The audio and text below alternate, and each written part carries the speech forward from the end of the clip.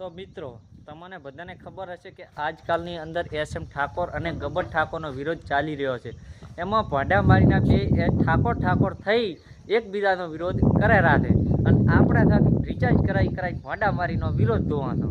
તો શું ભાડામારીનો અમે તમારો વિરોધ ધોવા બેઠા હતા અને એમાંય સમજતા નથી બે ઠાકોર છે તો વિરોધ કરવાનો ચા આવે છે આપણે। અને એમાંય પાછો વિરોધનું સમાધાન થઈ ગયું હતું પહેલું અને આ વળી સમાધાન થઈ ગયું તો આપણે ફેર વાત કરવાનો ચા આવે છે।